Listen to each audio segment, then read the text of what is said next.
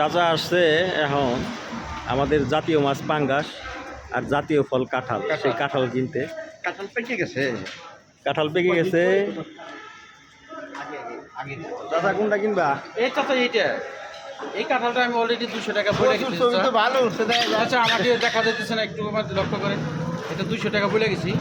চাচা আমাকে দিতে আসে না, আমি তারপরে 50 টাকা এখন বাড়ায় দেখবো যে আমাকে দেয়নি।